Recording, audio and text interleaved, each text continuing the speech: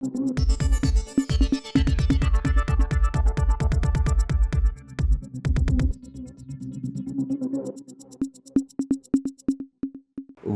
இது news focus Tamil.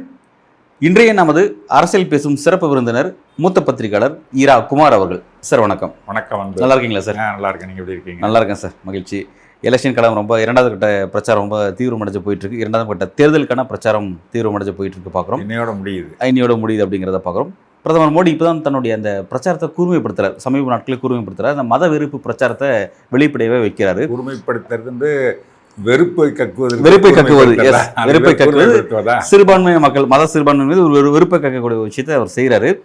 அதை அவர் எப்படி வைக்கிறார் அப்படின்னா, இங்கே இருக்கக்கூடிய வளங்கள் எல்லாம் வந்து எல்லாருக்குமான வளங்கள், குறிப்பாக ஒடுக்கப்பட்ட பழங்குடிய மக்களுடைய வளங்களை அங்கேருந்து பறித்து அதை வந்து இஸ்லாமியர்களுக்கு கொடுக்கறது காங்கிரஸ் தன்னோட நோக்கமாக வச்சுருக்கு, அதையே தேர்தல் வாக்குறுதியாக வச்சுருக்கு அப்படின்னு ஒரு பயத்தை, ஒரு பெரும்பான்மை இந்து மக்களுக்கு ஒரு பயத்தை உண்டாக்குறாரு அப்படிங்கிறத பார்க்குறோம். இதை கவுண்டர் பண்ணும் விதமாக ராகுல் காந்தி அவர்கள் தெளிவாக ஒரு விஷயத்தை முன் வச்சிருக்கிறாரு. இந்த 10 ஆண்டுகளில் பிரதமர் மோடி வந்து தன்னுடைய பணக்கார நண்பர்களுக்கு 16 லட்சம் கோடி தூக்கி வாரி கொடுத்துருக்காரு. குறிப்பாக அதானிக்கு வாரி கொடுத்துருக்காரு. அந்த பணத்தை பட்டியலிட்டால் இதுக்கெல்லாம் பட்டியலிடலான்னு சொல்லிட்டு ரொம்ப கிளியராக பட்டியலிட்டு இருக்கிறாரு. ரொம்ப அழகாக அந்த பட்டியல் இருந்துச்சு, நீங்கள் பார்த்துருப்பீங்க. இப்படி செய்ய வேண்டிய விஷயத்தை இப்படி மாற்றி செஞ்சுருக்கிறாரு. இவர் தான் வந்து வளங்களை மாற்றி கொடுத்துருக்கிறாரு. அப்போ யார் வளங்களுக்கு மாற்றி கொடுக்குறாங்க அப்படிங்கிற விஷயத்தை அவர் வந்து தன்னுடைய பிரச்சாரத்தை தெளிவாக எடுத்து வைக்கிறாரு. எப்படி பார்க்குறீங்க? முக்கியமாக ஏழைகளை சுரண்டி பணக்காரங்களுக்கு கொடுக்கறதுக்கு, அதாவது இந்துக்களை சுரண்டி சிறுபான்மையினர் கொடுக்க போகிறாங்க அப்படின்னு சொல்லி சொல்கிறார். யார்? மோடி. மணிப்பூரில் என்ன நடந்துச்சு? இவர் அங்கே இருக்கிற பழங்குடியின மக்களை தாழ்த்தப்பட்டவர்கள் சுரண்ட போகிறாங்கன்றார். அங்கே இருக்கிற பழங்குடியின மக்கள் அந்த பகுதியில் வந்து வேறு யாரும் போய் நிலம் வாங்க முடியாது, வைக்க முடியாது, பழங்குடியினர் தான் வாங்கலாம். அதுக்காக வந்து அங்கு மற்ற மக்களையும், குக்கீஸ் அல்லாத மற்றவர்களையும் பழங்குடியினராக அறிவிக்கணும் அப்படின்னு கொண்டு வந்து அதை கோர்ட்டில் அதுக்காக ஒரு தீர்ப்பையும் வாங்கி அதில் தான் கலவரம் உண்டாச்சு. மணிப்பூர் கலவரம் உண்டாகி இன்றைக்கி வரைக்கும் எரியுது. பழங்குடியினரை எங்களை சுரண்ட பார்க்குறாங்க அப்படின்றது தான் அவங்க குற்றச்சாட்டு. அதுக்காக தான் அவங்க போராட்டம் நடத்துகிறாங்க. அதுக்குள்ளே இவங்க பதில் அடித்து ஒன்று கலவரமாகி பழங்குடியின மக்கள் பாதிக்கப்பட்டிருக்காங்க. பழங்குடியின மக்கள் சுரண்டுறது அப்புறம் இருக்கட்டும், அவங்க பாதுகாப்பாக வாழ வைக்கிறாரா முதல்ல மோடி? அவங்க உயிருக்கு ஆபத்து, உடைமைகளுக்கு ஆபத்து, உடைமைகள்லாம் பாதிக்கப்பட்டு 50,000 பேர் காட்டில் போயிருக்கிறான், முகாமில் தங்கியிருக்கிறான் 60,000 பேர். இது அந்த பழங்குடியின வாழ்க்கைக்கு, வாழ்வாதாரத்துக்கும், வாழ்க்கைக்கு, உயிருக்கு பாதுகாப்பு கொடுக்க முடியாத மோடி அவருடைய சொத்துக்களை பாதுகாப்போம், அவங்களெலாம் சுரண்டிவிடும் காங்கிரஸு அப்படின்னு சொல்லி, இன்னும் சொல்லப்போனால் அந்த மாதிரி இது வாக்குறுதியே இல்லைங்க. தேர்தல் அறிக்கையில் இல்லாத ஒன்றை பொய்யா சொல்கிறாரு. பச்சை பொய்யை காங்கிரஸ் இல்லாத ஒன்று இருக்கிறதா பச்சை பொய்யை சொல்கிறார். எப்போது மன்மோகன் சிங் ஒரு முறை பேசுகிறது, எல்லாருக்கும் சமமாக போகணும், வளர்ச்சி என்பது முஸ்லீம்களுக்கு, சிறுபான்மை எல்லாருக்கும் சமமாக கிடைக்கணும் அப்படின்னு சொன்னதை பெரும்பான்மைகிட்ட சுரண்டி முஸ்லீம்கள்கிட்ட கொடுப்போன்னு சொன்னாருன்னு திரிக்கிறாரு மன்மோகன் சிங். எப்போ பேசுனது திருச்சி பேசுகிறார். இப்போ 10 ஆண்டுகளுக்கு முன்பு தானே பேசிக்க முடியும் மன்மோகன் சிங் இல்லையா? அதை இப்போ திருச்சி பேசுகிறாரு. அதைத்தான் இன்றைக்கி என்ன சொல்கிறார், நீ ஏழைகள் பணத்தை சுரண்ட. எப்படிலாம் சுரண்டுறாங்க நம்ம முன்னாடியே பேசியிருக்கோம். இந்த மினிமம் பேலன்ஸ் இல்லாத ஏழைகள்கிட்ட இருந்து ஃபைன் போட்டு 21,000 கோடி. அதுபோல் இந்த எஸ்எம்எஸ் அனுப்புகிறேன்னு சொல்லி, காமன் மேன் தானே அவங்களுக்கு, எவ்வளோ ஏழைகள் பணக்காரன் மட்டுமே அக்கௌண்ட் வச்சிருக்கான். இதில் வேறு எல்லாரையும் அக்கௌண்ட் திறங்க சொல்லி தான் அத்தனை பேர் கோடி பேருக்கு அக்கௌண்ட் திறந்து கொடுக்குற எல்லா பணத்தையும் அதன் வழியே தான் கொடுக்குறாங்க. அப்படின்னா எல்லாரையும் கட்டாயம் அக்கௌண்ட் ஓப்பன் பண்ண வச்சு அதுக்கு வந்து எஸ்எம்எஸ் அனுப்புறதுக்கு அதுக்கு ஒரு 6,000 கோடி. அதன் பிறகு இந்த ஏடிஎம்மில் பணம் எடுக்கிறதுக்கு பேங்க்குள்ளே போனால் 20,000 எவ்வளோ வேணும்? 20,000த்துக்குள்ளே இப்போ ஏடிஎம் எடுத்துக்கொண்டான். ஏடிஎம்மில் போய் எடுத்தால் 5 முறைக்கு மேலே எடுக்க விட, அதுக்கு மேலே எடுத்துனா உனக்கு சார்ஜ் போடுவோன்றான். என் பணத்தை நான் போட்டு வச்சு நான் எடுக்கிறதுக்கு சார்ஜ். அதில் ஒரு 8,000 கோடி. ஆக 35,000 கோடி ஏழைகள்கிட்ட சுரண்டியிருக்காங்க இவங்க. நம்ம கட்டுற வரியெல்லாம் என்ன? ஜிஎஸ்டிங்கிறது எல்லாரும் கட்டுவாங்க. ஏழை பணக்காரன் எல்லாரும், பிச்சைக்காரன் போயிட்டு ஒரு சோப்பு வாங்கினா கூட அது வரி கட்டி தான் ஆகணும். எல்லாத்துக்கும் ஜிஎஸ்டி போட்டு, சாப்பிட்ற பிஸ்கட்டுக்கு 18%, குழந்தைகளுக்கு சாப்பிட்ற பிஸ்கட்டுக்கு 18% வரி, பாலுக்கு வரி, எல்லாத்துக்கும் வரி போட்டுட்டு வைரத்துக்கு தங்கத்துக்கெலாம் வரி கம்மி. வைரத்துக்கு 3% வரி. ஏழைகள் இல்லையா சார் அவங்களுக்கு? வைரம் வந்து ஏழைகள் தான் ஏழைகள் வாங்குவாங்க. வாங்குவோம். அதனால வந்துட்டு அதுக்கு 3%.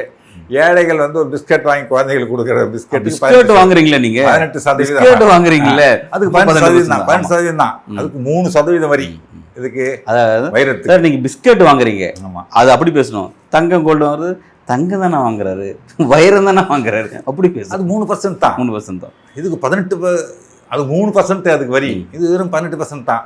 அந்த மாதிரி போட்டு ஏழைகளை சுரண்டி 16 லட்சம் கோடி பெரும் கோடீஸ்வரர்கள், அதானி அம்பானி போன்ற பெரும் கோடீஸ்வரர்களுக்கு 16 லட்சம் கோடி கடனை வராக்கடனை அறிவித்து தள்ளுபடி பண்ணியிருக்கார். இது விவசாயிகளோட கடன் தள்ளுபடி பண்ண மாட்டேன்ட்டார். ஏழைகள் படிக்கிறதுக்காக வாங்கின எஜுகேஷன் கடன் இருக்குல்ல, 2 லட்சம் கோடி தான். அதுக்கெல்லாம் எங்கள்கிட்ட பணம் இல்லை, நாங்கள் தள்ளுபடி பண்ண முடியாது அப்படின்னு சொல்லி நிர்மலா சீதாராமன் சொல்லிட்டாங்க. அதை கேட்டால் நான் படிக்கலைன்னு சொல்கிறாங்களோ என்னமோ தெரியல. நான் கடன் வாங்கிலாம் படிக்கலைங்க, நான் வசதி இருந்து படிச்சுட்டேன். வெங்காயம் விலை ஏன் ஏறிச்சுன்னு கேட்டால் நான் வெங்காயம் சாப்பிட்றதில்ல அப்படிம்பாங்க. சாப்பிட்றதில்ல. கல்வி கடன் பற்றி கேட்டால் நான் கல்வி கடன் படிக்கல. ஹோட்டலில் இப்படி ஜிஎஸ்டி முதல்ல எடுத்த உடனே பார்த்தீங்கன்னா 18% ஹோட்டலில். சாதாரண ஹோட்டலில் இருந்தால் 14, ஏசி ஹோட்டலில் இருந்தால் 18. இப்போ ஏசி இல்லாத ஹோட்டலே ஓரளவுக்கு மிடில் கிளாஸ் ஜனங்க போகிறது ஏசி ஹோட்டலில் தான் இருக்குது பெரும்பாலும். அங்கே போயிட்டு நீங்கள் ஒரு இட்லி சாப்பிட்டீங்கன்னா, ஒரு 40 ரூபாய் இட்லி சாப்பிட்டீங்கன்னா அதுக்கு வந்து 40, 6 ரூபா வழி டேக்ஸ். 6 ரூபா 2 இட்லி சாப்பிட்டிங்கன்னா 6 ரூபா ஜிஎஸ்டி. அந்த மாதிரி. இப்போ அதுக்கு பிறகு தான் இப்போ 5% ஈவனாக எல்லாத்துக்கும் குறைச்சாங்க. முதல்ல 18% வரி இருந்துச்சு. இந்த மாதிரிலாம் வரி போட்டு ஏழைகளை சுரண்டி, நடுத்தர மக்களை சுரண்டி அம்பானிக்கும் அதானிக்கும் அள்ளி கொடுத்தார். அதான் அந்த 16 லட்சம் கோடி இருந்திருந்தால் அதை கொடுக்காம மக்களுடைய வலியை போக்கத்து அந்த 16 லட்சம் கோடியை பயன்படுத்திக்கலாம். இந்திய மக்கள், ஏழை நடுத்தர மக்களுடைய வலியை போக்கத்து பயன்படுத்திருக்கலாம். நீங்கள் வந்து இளைஞர்கள் எவ்வளோ பேர் வேலை இல்லாமல் இருக்காங்க. அந்த 46 ஆண்டுகளில் இல்லாத அளவுக்கு வேலையில்லா திண்டாட்டம் தலைவிரிச்சாடுது. இப்போ அவங்களுக்கு ஏதாவது வேலை கொடுக்கணும்னு சொன்னால் வருஷத்துக்கு 1 லட்ச ரூபா சம்பளத்துக்கு கொடுத்தா கூட 16 கோடி இளைஞர்களுக்கு வேலை கொடுத்துக்கலாம். வருஷத்துக்கு 2 கோடி பேருக்கு வேலை கொடுப்பீங்கல்ல, 10 வருஷத்துக்கு 20 கோடி, 16 கோடி பேருக்கு வேலை நீங்கள் கொடுத்தீங்கன்னா கூட அவங்க சந்தோஷப்பட்டிருப்பாங்களா? சொன்ன உங்கள் வாக்குறுதியை காப்பாற்றணுன்னு சொல்லியிருக்கலாம். நான் சொன்ன வாக்குறுதியை காப்பாற்றணுன்னு இப்போ சொல்லிக்கிறதுக்கு வாய்ப்பு இருக்குது. அதுவும் ஒன்றுமே இல்லாமல் 16 கோடி இளைஞர்களுக்கு ஆண்டுக்கு 1 லட்ச ரூபா சம்பளத்து மாதிரி வேலை கொடுத்துருக்கலாம். அல்லது 16 கோடி பெண்கள், ஏழை பெண்களுக்கு 1 லட்ச ரூபா கொடுத்துருக்கலாம். கொடுத்துருந்தா அவங்க வாழ்க்கை தரலும் கொஞ்சம் முன்னேறிப்பாங்க. 1 லட்சம் கொடுத்தாங்கன்னா எடுத்துன்னு போய் பட்டுப்புடையா வாங்க போகிறாங்க, ஏதோ ஒன்று செய்வாங்க. வீட்டை சரி பண்ணுவாங்க, ஒரு சுய தொழில் தொடங்குவாங்க, எதனா ஒரு சின்ன இன்வெஸ்ட்மெண்ட் வச்சு எதனா ஒரு கடை வைப்பாங்க, ஒரு இட்லி கடை போடுவாங்க, ஒரு மளிகை கடை போடுவாங்க, ஏதோ ஒன்று செஞ்சு வீட்டில் வாசல்லே ஒரு கடை வச்சுப்பாங்கல்ல. அந்த மாதிரி செஞ்சு அவங்க வாழ்க்கை தரம் கொஞ்சம் உயர்ந்திருக்கும், வாழ்வாதாரத்தை பெருக்கிட்டு இருப்பாங்க. அது மாதிரி செஞ்சுருக்கலாம். அதுவும் செய்யலை. அதே மாதிரி 10 கோடி விவசாயிகளுடைய கடனை தள்ளுபடி செய்திருக்க முடியும். எத்தனை பேர் விவசாயிகள் தற்கொலை பண்ணிக்கிட்டாங்க கடன் தொல்லையால். அவங்க 10 கோடி விவசாயிகளுடைய கடனை தள்ளுபடி பண்ணியிருக்கலாம். அதுவும் செய்யலை. இந்த மாதிரி வந்துட்டு இவர்களுக்கு, இந்த குழந்தைகளுக்கு ஃப்ரீ எஜுகேஷன் கொடுத்துருக்கலாம். தாழ்த்தப்பட்ட பழங்குடி மக்கள் குழந்தைகளுக்கு ஃப்ரீ எஜுகேஷன் கொடுத்துருக்கலாம். ஃப்ரீ மெடிக்கல் ட்ரீட்மெண்ட் கொடுத்துருக்கலாம். இந்த மாதிரி ஏழைகளுடைய வலியை போக்குவது. ரொம்ப முக்கியமாக வந்து 20 வருஷத்துக்கு சிலிண்டர் வெறும் 400 ரூபாய்க்கு கொடுத்துருக்கலாம். 20 வருஷத்துக்கு கேஸ் சிலிண்டர் 20 வருஷத்துக்கு 400 ரூபாய்க்கு கொடுத்துருக்கலாம்.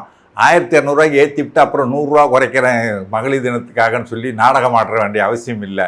இதெல்லாம் வந்து செய்யாமல் அந்த 16 லட்சம் கோடி பெருங்கோடீஸ்வரர்களுக்கு, அம்பானி அதானி போன்றவர்களுக்கு கடனை தள்ளுபடி. ஆனால் ஏழை பாருங்க கடன் கட்ட முடியாமல் இருக்கான் என்ன, அதனால் அவங்களுக்கு கடனை தள்ளுபடி பண்ணி இந்த பணத்தை வீணடித்து, அதாவது ஏழைகள் வலியை குறைக்க வேண்டிய ஒரு செயலை விட்டுட்டு பணக்காரர்கள் மேலும் பெரும் பணக்காரர்களாக்கிறதுக்கு உதவி பண்ணியிருக்காரு. 14 லட்சம் கோடியை கொடுத்து ஏழைகள் பணத்தை எடுத்து கொடுத்து அப்படின்னு ஒரு குற்றச்சாட்டை ராகுல் வைக்கிறாரு. இது ஒரு அருமையான விளக்கம். இது ஆக்சுவலாக இப்போ வந்து இதுவரையும் வந்து பாஜக வந்து எப்படின்னா எலெக்ஷன் களத்தில் வந்து ஒரு நெரட்டிவ் செட் பண்ணுவாங்க. பெண்களின் தாலியை அறுத்தது யார் அப்படிங்கிறது பெரிய டிபேட் ஆகிடுச்சு. பெண்களின் தாலியை அறுத்தது காங்கிரஸ் அப்படின்ற ஒரு நெரட்டிவ் பாஜக செட் பண்ணுது. இந்த மாதிரி விஷயங்கள்லாம் செஞ்சு மோடி பேசுகிறாரு. பெரும்பான்மை இந்துக்களுடைய சொத்தெல்லாம் சுரண்டி சிறுபான்மை முஸ்லீம்களுக்கு கொடுத்துருவாங்க, அப்போ வந்து உங்கள் தாலி கூட மிஞ்சாது உங்கள்கிட்ட அப்படின்னு ஒரு கேவலமான ஒரு ஸ்டேட்மெண்ட்டை ஒரு பிரதமர் பதவியில் இருக்கிறவர் ஒரு மதவெறியை தூண்டக்கூடிய வகையில் பெரும்பான்மை இந்துக்களுக்கு மனதிலே ஒரு அச்ச உணர்வை ஏற்படுத்தி பிஜேபி வந்தால் தான் நம்மளாம் வந்து வாழ முடியும், இல்லைன்னா வாழவே முடியாது, நம்மளது எல்லாத்தையும் பறிச்சுட்டு போயிடுவானோ, காங்கிரஸ் வந்து பிடிங்கி எல்லாத்தையும் முஸ்லீம்கள்கிட்ட கொடுத்துரும் அப்படின்ற ஒரு அச்ச உணர்வை ஏற்படுத்தி வாக்கு வாங்கிறதுக்காக இப்படி ஒரு அச்ச உணர்வை ஏற்படுத்தும் வகையில் ரொம்ப ஒரு கேவலமான ஒரு ஸ்டேட்மெண்ட்டை சொல்லியிருக்காரு. தாலி கூட அதுதான் பிரியங்கா திரும்ப கேட்குறாங்க. விவசாயிகள் போராடினாங்களே, அது 600 பேர் செத்தாங்களே, அவங்க தாலியை பற்றி பேசுனியா? செத்தவங்களோட மனைவி தாலி அறுக்கப்பட்டது இல்லை, அதை பற்றி பேசுனியா? மணிப்பூரில் எத்தனை பேர் இருக்காங்க பெண்கள், அவங்களோட தாலி அறுக்கப்பட்டது, அந்த தாலியை பற்றி பேசுனியா? நீ வந்து தாலியை பற்றி பேசுறியா? உனக்கு என்ன யோக்கியதை இருக்குது அப்படின்னு பிரியங்கா கேட்குறாங்க. சரியாக சொல்ல போனோம்னா இப்போ தான் காங்கிரஸ் வந்து அதோட பிரச்சாரத்தை கரெக்டாக கொண்டு போகிறாங்க. ஓகே, சரியாக கொண்டு போக ஆரம்பிச்சு மக்களுக்கு புரிகிற மாதிரி ராகுல் காந்தியின் ஸ்டேட்மெண்ட்டு எக்ஸ்தலத்தை போட்டிருக்காருல, அற்புதமாக போட்டிருக்காரு. இதெல்லாம் செஞ்சுருக்கலாம் 16 லட்சம் கோடியில். இதெல்லாம் செய்யாமல் ஒரு 5-10 கோடீஸ்வரனுக்கு கடனை தள்ளுபடி பண்ணியிருக்காரு. ஏழைகள் பணத்தை கொண்டு போய் பணக்காரன் ஆகிறதுக்கு கொடுக்குறாரு. ஏழைகள் வந்து ஏழையாகவே இருந்துகிட்ருக்காங்க. அவங்க வழியை போக்கிறதுக்கு எந்த முயற்சியும் மோடி எடுக்கலை. இது ஒரு பெரிய குற்றத்தை செய்திருக்கிறார். இட்ஸ் கிரைம் அப்படின்னு சொல்கிறார். மோடி செய்த ஒரு குற்றம். ஓகே சார், இப்போ 2 விஷயங்கள் மக்கள் முன்னாடி வைக்கப்படுது.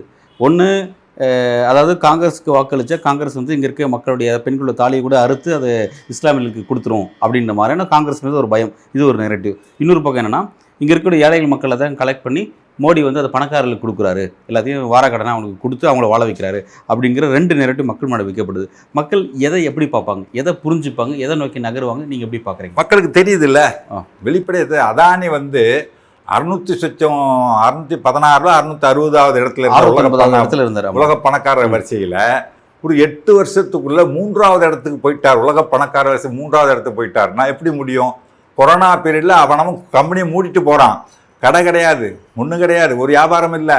வாழ்வாதாரத்துக்கு ரோட்டில் போட்டு கடை வைக்கிறவங்க கூட கடை வைக்க முடியல, ஒன்றுமே செய்ய முடியாமல் அவன் சாப்பாட்டுக்கு கஷ்டப்பட்டு இருக்க நேரத்தில் அவனு மட்டும் அந்த ஒரு வருஷத்தில் 5500 கோடி லாபம் ஈட்டியிருக்கானா எப்படி முடியுது? அதுக்கான வசதி வாய்ப்புகளை அரசு செஞ்சு கொடுக்குது. மோடி எங்கே போனாலும் அதானியை கூட கூப்பிட்டு போகிறாரு. அவர் விமானத்தில் கூப்பிட்டுட்டு போயிட்டு அங்கே ஒரு கான்ட்ராக்ட் வாங்கி கொடுக்க, தொழில் தொடங்கிறதுக்கு. கூடவே ஸ்டேட் பேங்க்லேருந்து லோன் கொடுக்க சொல்கிறார். அவர் முதல் புதையேற்று வெளியில் வாடு போனது ஆஸ்திரேலியா போனார். போகும்போது அதானியை கூட கூப்பிட்டு போனார். அங்கே நிலக்கரி சுரங்கம் தோண்டுவதற்கு கான்ட்ராக்ட் வாங்கி கொடுத்தாரு. அதுக்கு முதலீடு 6000 கோடி ஸ்டேட் பேங்க் பணம் கொடுக்க சொன்னாங்க. அப்படிலாம் தர முடியாதுன்னா அழுத்தம் கொடுக்க சொன்னாங்க. 6000 கோடி கடன் கொடுத்து பண்ணாங்க. அதேமாதிரி இப்போ ஒரு விமான நிலையத்துக்கு 12 லட்சம் கோடி கடன் கொடுத்து ஒரு வங்கி விமான நிலையத்தை அதானி வாங்கிறதுக்கு கொடுத்துட்டு அடுத்த ஓராண்டுகளில் அதில் லாபம் வரல அப்படின்ட்டு அதை வராக்கடனாக அறிவிச்சிட்டாங்க 12000 கோடி. அதுக்கு சும்மாவே ஏர்போர்ட் எடுத்துகிட்டு போடான்னு கொடுத்துட்டு போக வேண்டியதானே.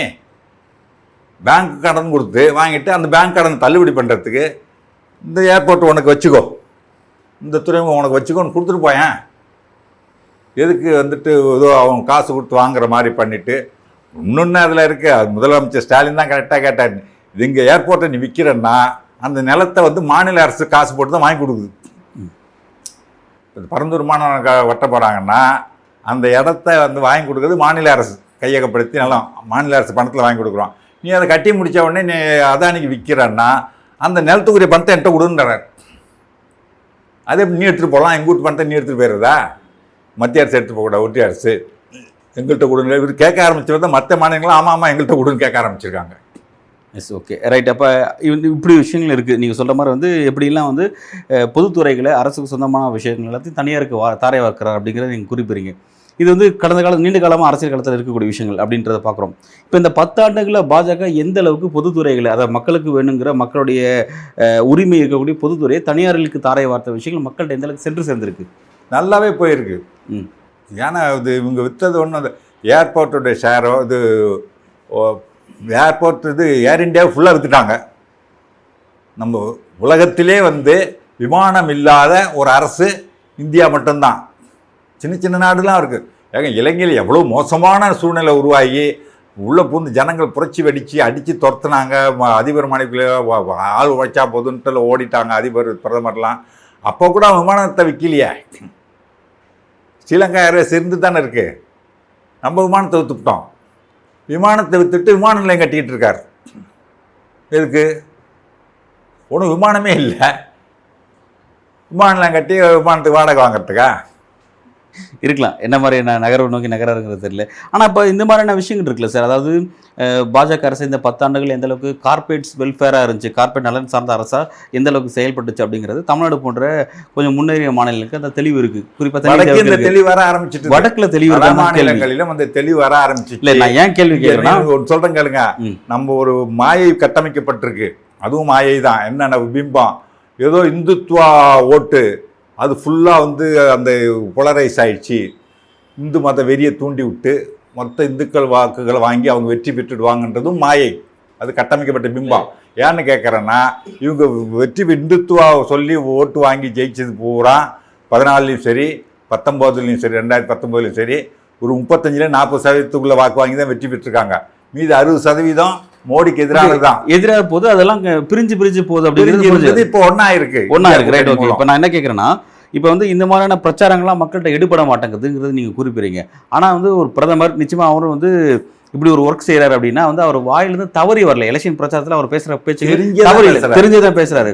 அவருக்கு எப்படி எலெக்ஷன் பிரச்சாரத்தில் பேசணும், எந்த கண்டென்ட்டை பேசணும், எதை பேசக்கூடாதுன்னு சொல்லிட்டு சில நல்லா இன்டெலெக்சுவல்ஸ்லாம் கொடுக்குறாங்க, விதிமுறைகள் இருக்கு சார். இல்லை, என்னோட கேள்வி என்னன்னா, ஒரு IAS ஆஃபீஸர்ஸ், பிறகு அறிவுசார் தளத்தில் இயங்குறவங்க, ஜெர்னலிஸ்ட், இந்த மாதிரி அவங்களுக்கு ஆதரவான சில நபர்லாம் இந்த கண்டென்ட் இந்த இடத்துல பேசுங்க, இந்த கண்டென்ட் இந்த இடத்துல பேச வேண்டாம் அப்படிங்கிற தெளிவாக கொடுக்க தான் செய்கிறாங்க. அப்போ அவர் வெளிப்படையாகவே ராஜஸ்தான் போன்ற மாநிலங்களில் வெளிப்படையாக இஸ்லாமிய வெறுப்பு பிரச்சாரத்தை பேசுறாரு அப்படின்னா அது வாக்கு தங்களுக்கு வருன்றதுனால தான் அவர் பேசுறாரு, இல்லாட்டி பேச முடியுமா அந்த இடத்துல? இல்ல வாக்கு வராதுங்கிற பயத்தினால தான் பேசுறாரு. வராது தோல்வி பயத்தில். அப்ப அப்படி பேசினா அது இன்னும் இல்ல வாக்கு வராமல் என்ன பண்றாரு, மதவெறியை தூண்டி விட்டு ஓகே உங்களுக்கு என்னது செஞ்சிருக்கேன் உங்களுக்கு அப்படின்னு சொல்லி பேச முடியல. இப்போ உதயநிதி ஒரு ஊராக போய் பிரச்சாரம் பண்ணாரு, பாருங்க இலவச பஸ் கொடுத்தோம், பெட்ரோல் விலையை 3 ரூபா குறைக்கணும், குறைச்சாரமா, பால் விலையை குறைச்சாரா, 3 ரூபா குறைச்சாரா, வந்து உட்காந்த உடனே உங்களுக்கு முதல் கையெழுத்து பேருந்து கட்டணம் இலவசம் பெண்களுக்கு, அதுக்கப்புறம் மாதம் 1000 ரூபா தரேன்னாரு, கொடுக்குறாரா? அதுக்கு பாருங்க புதுமை பெண் திட்டம் 1000 ரூபா கொடுக்குறாரு, இப்போ பசங்களுக்கும் 1000 ரூபா கொடுக்குறேன்னு இருக்காரு. இப்போ காலை உணவு திட்டம் பாஜக சொல்றாங்க. பாஜகவும் பேசுறாங்க சார். பாஜக என்ன பேசுறாங்க சொல்லுங்க? இந்த மாதிரி வந்து இத்தனை கோடி பேர் வீடு கட்டி கொடுத்துருக்கோம், இத்தனை பேருக்கு வந்து குடிநீர் வசதி கொடுத்துருக்கோம். எங்க இருக்குன்னு கேட்கறாங்க. இந்த இடத்துல கட்டி கொடுத்துருக்குன்னு சொல்லு, 4 கோடி வீடு கட்டி கொடுத்தேன்னு சொல்லல. சிதம்பரம் கேட்குறாரு, எங்கள் தமிழ்நாட்டில் 4 கோடி எங்கே கட்டி கொடுத்த, எங்கே இருக்குது அந்த வீட்டை காட்டுது அப்படின்றாரு. பதில் சொல்ல முடியாது அவங்களால? தமிழ்நாட்டு இத்தனை லட்சம் வீடு கட்டி கொடுத்தேன் அப்படின்னு சொல்லணும்ல. வாயால் வடை சொல்கிறது தான் அது பேர். ஓகே, இன்னது செஞ்ச வேறு என்ன செய்கிறேன்றாங்க. இவங்க கொடுத்தப்பட்டனா விவசாயிகளுக்கு 6000 ரூபா கொடுக்குறாங்க, அதுவும் எல்லா விவசாயிகளுக்கும் கிடைக்கிறது கிடையாது. கேஸ் மானியம் நாங்கள் பேங்க் அக்கௌண்ட்டில் போடுறோன்னு சொல்லி பாதின வரதே கிடையாது. அப்படியே வந்தால் 1.5 ரூபா 3.5 ரூபாலாம் வருது கேஸ் மானியம் ஒரு சிலிண்டருக்கு. இதுதான் இந்த அளவுக்கு ஏமாந்தப்பட்டிருக்குன்னா அந்த ஏமாந்தப்பட்ட மக்கள் வந்து அந்த எலெக்ஷன்ல ரிசல்ட்டை காட்டுவாங்களா சார்? ஒவ்வொரு காட்ட போறாங்க. ஆனா 5 மாநில தேர்தல் ராஜஸ்தான்ல திரும்ப பாஜக வாய்ப்பு கொடுக்குறாங்க. சட்டசபை தேர்தல் வேறு, மோடிக்கு வேற. அந்த அரசு அதை பண்றது பூரா பெட்ரோல் விலையை ஏத்துறது. ராஜஸ்தான்ல வந்து பாத்தீங்கன்னா காங்கிரஸுடைய முதல்வராக அசோக் கெலாட் இருக்காரு. அசோக் கெலாட்டுக்கு மாற்றா அங்க யாரு சிஎம் கேண்டிடேட் பார்த்தா பாஜக யார் சிஎம் கேண்டிடேட் பார்த்தா யாரும் கிடையாது. அங்கே பிஎம் கேண்டிடேட்டாக மோடி தான் தன்னோட முகத்தை காட்டுறாரு. எலெக்ஷனுக்கு பிறகு தான் அந்த பஜன்லால் சர்மா ஒருத்தர் நியமிக்கிறாங்க. ராஜஸ்தானில் சில உள்கட்சி பிரச்சனை ஓகே காங்கிரஸில், அதில் ஒரு காரணம் உள்ளே இருக்கிற கோஷ்டி மோதல், உள்ளடி வேலைகள், அதெல்லாம் ஒரு காரணமாக போச்சு அவங்க வெற்றி பெறத்துக்கு வாய்ப்பு அமைஞ்சுது. அதனால் இந்த சட்டசபை தேர்தலும் வேறு, சட்டசபை தேர்தலில் நீங்கள் ஓட்டு போடுறோம் அப்படியே மாற்றி போடுவோம். அதுக்கு அதை வச்சு நீங்கள் இதில் கணக்கு தான் வரும்னு நான் சொல்ல முடியாது சார். நான் என்ன சொல்லணும், ஓகே அந்த கிளாரிட்டி எனக்கு புரியுது. ஆனால் என்னன்னா சட்டசபை தேர்தலுங்கிறது சிஎம் எலெக்ஷன், நாடாளுமன்றங்கிறது பிஎம் எலெக்ஷன். ஓகே, இது மாநிலம், அது இந்திய அளவில் ஓகே. ஆனால் சட்டமன்ற தேர்தலுக்கும் மாநிலம் நடக்கக்கூடிய எலெக்ஷனுக்கும் பாஜக தங்களுடைய முகமாக யார் நிறுத்துதுன்னா மோடியோட முகத்தை நிப்பாட்டாங்க தவிர அந்த மாநிலத்தினுடைய தலைவரையோ வேற யாரும் 2ஆம் கட்ட தலைவரை யாரும் நிறுத்த மாட்டாங்க. எல்லா இடத்துக்கும் மோடியோட ஃபேஸ் தான் காட்டுறாங்க. அப்படி இருக்கும்போது இங்கே வந்து மோடிக்கு ஆதரவு அளிக்க, சட்டமன்ற தேர்தல் மோடிக்கு ஆதரவு அளிக்கிறாங்க. அப்படிங்கும்போது நாடாளுமன்ற தேர்தல் அப்படிங்கும்போது இன்னும் அவருக்கு தான் ஆதரவு அளிப்பாங்க. எப்படி அது மாறும்? அது இப்போ தட்டாத 6 மாதத்துக்கு மேலே ஆயிடுச்சு. அதை இப்போ இங்கே வந்து மோடி தான் முகத்தை காட்டி தான் கர்நாடகாவில் வாக்கு கேட்டாங்க. ரோட் ஷோலாம் போனார், மக்கள் ஓட்டு போடலை. அந்த ஒரு அதுலேருந்தே அப்படி ஆரம்பிச்சிருச்சு. ஓகே, அவர் முகம் பிம்பம் உடைய தொடங்கியது தெற்க, அது அப்படியே கொஞ்சம் கொஞ்சமாக அங்கே வந்து வடக்க பரவ ஆரம்பிச்சிட்டுது.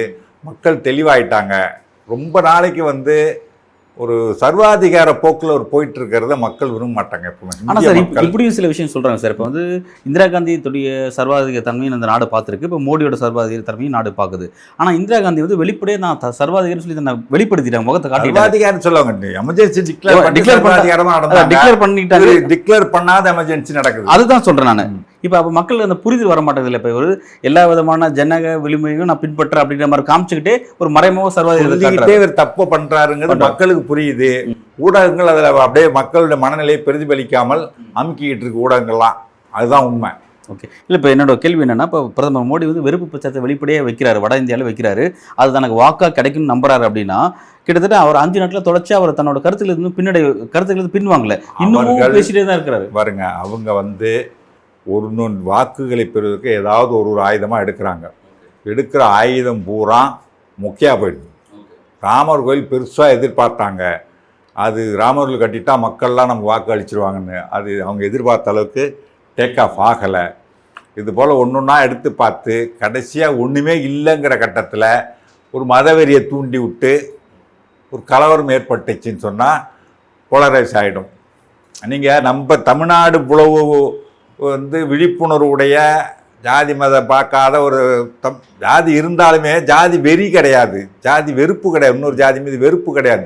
அப்படி இருக்கிற தமிழ்நாட்டிலே வந்து தருமபுரி டிஸ்ட்ரிக்டில் தலித்துக்கு எதிரான ஒரு கூட்டமைப்பு உண்டாக்கி அன்புமணியால் ஜெயிக்க முடிஞ்சது இல்லை. 2014 பார்த்தோம். 2014 அப்படி இருக்கும்போது அங்கே அந்த முயற்சி எடுக்கலான்றதுக்காக தான் அவர் அந்த மாதிரி வெறுப்பு பேசுகிறாரு. ஆனால் அப்போ வடக்க இருக்கிற மக்களும் புரிஞ்சுக்கிட்டாங்க கோயிலை பற்றி. ஆனால் இப்போ 13 வருஷம் பையன் சொல்லிட்டான்ல, கோயிலுக்கு போனால் தெருவில் உட்காந்து பிச்சை தான் எடுக்கணும், 1 ரூபாய்க்கு 2 ரூபாய்க்கு, ஸ்கூல் தான் ஏன் முக்கியன்ற அளவுக்கு அங்கே வந்து விழிப்புணர்வு வந்துகிட்டு இருக்கு. அந்த விழிப்புணர்வுக்கு முக்கியமான காரணம் வந்து தேங்க்ஸ் டு வடமாநில தொழிலாளர்கள். தமிழ்நாட்டுக்கு வந்திருக்க வடமாநில தொழிலாளர்கள் அங்கே போய் சொல்கிறா, டே ஒரு நல்ல நாடு, ஒரு மாநிலம் இருக்கடா, அங்கே வந்து படிப்பு இலவசமாக கொடுக்குறான், மருத்துவம் இலவசமாக கொடுக்குறான், சாப்பாடு போடுறான், வந்து படின்னு புத்தகம் கொடுக்குறான், பை கொடுக்குறான், எல்லாமும் இலவசமாக, பஸ்ஸில் போகிறதுக்கு இலவசமாக போக சொல்லி எல்லாம் படிக்க வைக்கிறான். அவனெலாம் நல்லா இருக்கடா அந்த நாடு. நம்ம இங்கேருந்து போனாலும் நமக்கு நல்ல சம்பளம் கொடுக்குறான், இங்கே கொடுக்கறத விட நம்மளுக்கு நல்லா கம்ஃபர்டபுளாக வச்சுருக்காங்க. அது மாதிரி நம்மளாம் படித்து வளர்ந்தாதான். எப்படா படிச்சிங்கன்னு கேட்டால் பெரியார்னு ஒருத்தர் இருந்தார், அண்ணான்னு ஒருத்தர் வந்தார், கலைஞர் ஒருத்தர் வந்தார், இவங்களாம் படிக்க வச்சாங்கன்னு சொல்லி சொல்கிறாங்க. இந்த மாதிரி நம்ம நாட்டில் செஞ்சால் நம்ம மாநிலம் நம்மளாம் நம்ம பிள்ளைகள் எல்லாம் படித்து நம்ம இங்கேருந்து அங்கே போய் வீட்டை விட்டுட்டு போய் கிடக்க வேண்டிய வேலைக்கு அப்படின்னு அங்கே போய் பேச ஆரம்பிச்சிட்டான். ஓகே. இவர்கள் அங்கே விழிப்புணர்வு ஏற்படுத்துகிறாங்க. வந்துட்டு இருக்கு. ஒரு 5 வருஷமாக அந்த விழிப்புணர்வு ஏற்பட்டு இருக்கு. ஒரு கட்டம் வரைக்கும் தான் தமிழ் மக்கள் வந்து இந்த மோடியை நம்பிட்டு இருந்தாங்க. இதுக்கு மேலே நம்பினா வேஸ்ட். அப்போ மோடி வந்து இப்போ இதே ஃப்ளோவில் இப்போ போகிற மெத்தடில் போனார்னா, அதாவது மத வெறுப்பு பிரச்சாரம் பேசுறதா இருக்கட்டும், அல்லது கலவரத்தை தூண்டுறதா இருக்கட்டும், இது போன்ற விஷயங்கள் இந்த எலெக்ஷன் அவங்களுக்கு கை கொடுக்காதா? நிச்சயமாக கை கொடுக்காது. மதவெறி அரசியலை பேசி வாக்கு வாங்கலாம்னு மோடி நினைச்சார்னா அது வந்து டோட்டல் ஃபெயிலியர். இன்னும் சொல்லப்போனால் கிடைக்கிற ஓட்டும் கிடைக்காம போகிறதுக்கு வாய்ப்பு இருக்குது. ஓகே, நீங்கள் உண்மையிலே அந்த கருத்தை குறிப்பிட்டிருக்கீங்க. ஆனால் பாஜகவை பொறுத்த வரைக்கும் 7 கட்டமாக தேர்தல் நடத்துகிறதே வந்து சில திட்டமிட்டு 2 கட்டம் 3 கட்டம் முடிச்சு சில 4ஆம் கட்டம் போகும்போது அதுதான் நான் நிறைய அந்த 102 தொகுதி முதல்ல நடந்தது பார்த்தீங்களா, அதை ஃபுல்லாக அனலைஸ் பண்ணி பார்க்கும் பொழுது ஊப்பிலையானாகட்டும் எங்கே நடந்ததாலும் இந்த 102 தொகுதியில் அவர்களுக்கு அதிக வாய்ப்பு இல்லாத தொகுதி அது அத்தனையும். ஓகே. முதல் ஃபேஸில் பாஜகவுக்கு பாருங்கள், தமிழ்நாட்டில் சுத்தமாக வாய்ப்பு கிடையாது. இந்த மாதிரி அதிகம் வாய்ப்பில்லாத தொகுதிகளை பார்த்து அவங்க வந்து முதல் கட்ட தேர்தல் நடத்திட்டாங்க. ஏன்னா தேராதுன்றது முதல்ல முடிச்சுடுவாங்க. நமக்கு வாய்ப்புள்ள தொகுதிகளை இன்னும் பிரச்சாரம் அதிகமாக பண்ணி நம்மளை ஸ்ட்ராங் பண்ணிக்கிறதுக்கான வாய்ப்பாக இருக்கட்டும் தான். அவங்களுக்கு எங்கெல்லாம் வாய்ப்பு இருக்கோ பாருங்கள், யூபி, பீகார், வெஸ்ட் பெங்கால்லாம் அவங்க வந்து வெஸ்ட் பெங்கால் எப்போவுமே 7 கட்டமாக தான் தேர்தல் நடக்கும். யூபி, பீகார் ஒரே கட்டம் நடக்கும். அதை போயிட்டு 7 கட்டமாக வச்சு இந்த மாதிரியான இதில் வந்துட்டு பிரச்சாரம் பண்ணி ஸ்ட்ராங் பண்ணிட்டு அவகாசம் கிடைக்கும், கால அவகாசம் கிடைச்சா நம்ம ஸ்ட்ராங் பண்ணிடலாம் அப்படின்னு பிளான் பண்ணாங்க. அது என்ன ஆகுதுன்னு சொன்னால், குரங்கு பிடிக்க போய் பிள்ளையார் பிடிக்க போய் குரங்காமான மாதிரி அவங்களுக்கு நாள் ஆக பிஜேபியோட இமேஜ் டேமேஜ் ஆகிட்டு இருக்கு. அது இப்போ இன்னும் சொல்லப்போனால் வட மாநிலங்கள் இப்போவே ஃபஸ்ட்டு பேஸில் தேர்தல் நடத்தினா கூட கொஞ்சம் 10 சீட்டு கொஞ்சம் அதிகமாக வந்திருக்கும். இப்போ இவங்க காலதாமதம் ஆக அவங்களுடைய இது டேமேஜ் ஆகுது. 10ஆத்துக்கு அவரும் வாயை விட்டுட்டு தோல்வி பயத்தில் பெதட்டுறாரு. இப்போ இவரோட விஷயங்கள்லாம் வந்து அவர் நெகட்டிவாக தான் போகுது, இல்லை பேக் ஃபயர் தான் போயிட்டு அவர் எதை செஞ்சாலுமே நெகட்டிவாக தான் போயிட்டு இருப்பா அவங்களுக்கு. உண்மையிலே பாஜக வந்து ஒரு பெரிய வீழ்ச்சி தான் இருக்குது. இதே போக்கு போச்சுன்னா பாஜக பெரிய வீழ்ச்சி தான் அப்படிங்கிறது. போன முறையே நான் சொன்னேங்க, எங்கே பார்த்தாலும் நான் சொல்கிறது தான், சர்வாதிகாரத்தை தமிழ்நாட்டு மக்கள் மட்டுமல்ல இந்திய மக்கள் ஏற்றுக்க மாட்டாங்க. மோடி சர்வாதிகாரத்தில் தான் போயிட்டுருக்காரு. பாருங்க, பாஜக கேரண்டின்னு சொன்னால் ரைட்டு, அந்த கட்சியினுடைய தேர்தல் அறிக்கை என்ன, பாஜக வாக்குறுதிகள் சொல்லணும். மோடி கேரண்டின்னு தான் புக்கிலே போடுறான். எல்லாத்துலேயும் மோடி தான், மோடி சர்க்கார், இந்திய சர்க்கார் தான் இது, மோடி சர்க்கார் கிடையாது. எல்லாம் கூட பாஜக சர்க்கார் கூட சொல்லலாம் அந்த கட்சி ஆட்டத்தினால. ஆனால் மோடி சர்க்கார்ன்ற, மோடி கேரண்டின்னு எல்லாத்துலேயும் மோடி மோடின்னு ஒன்றைத்தான் முன்னிறுத்துற நீ. இதுதான் சர்வாதிகாரத்தை நோக்கிய பயணம் தொடங்கியாச்சுன்னதுக்கு ஆதாரம். அப்படி வரும்பொழுது சர்வாதிகார போக்கில் போயிட்டுருக்காருன்னு சொன்னால் அதை வீழ்த்துருவாங்க மக்கள். ஏன்னா இதுக்கு முன்னுதாரணம் உண்டு. 77 சர்வாதிகார போக்கில் போனாங்க இந்திரா காந்தி, அந்த அம்மாவே தோக்கடிச்சாங்க இல்லையா? வடமாநில மக்களும் சேர்ந்து தானே ஓட்டு போட்டு தோக்கடிச்சாங்க. சர்வாதிகாரத்துக்கு எதிரான மனநிலை இருந்து தோக்கடிச்சாங்க. அதே மனநிலை இப்போ இருக்காதா? அதோட இன்னும் விழிப்புணர்வு அதிகமாக இருக்கும். அப்போ நிச்சயமாக தோக்கடிப்பாங்க. இந்த எலெக்ஷனில் மோடிக்கு ஒரு பெரிய தோல்வி காத்திருக்கு அப்படிங்கிறத நீங்கள் சில கருத்துக்கள் மூலமாக, சில தரவுகள் மூலமாக நீங்கள் அதை உறுதியாக நம்புறீங்க. அதை தான் இந்த வலியுறுத்தி சொல்லியிருக்கீங்க. களம் அப்படி தான் நகரது அப்படிங்கிறத நம்ம ஜூன் 4 வரையும் பொறுத்திருந்து பார்ப்போம். ஆழமாக பல்வேறு கேள்விக்கு கருத்துக்கள் வழங்கிமைக்கு மிக்க நன்றி. நன்றி, வணக்கம்.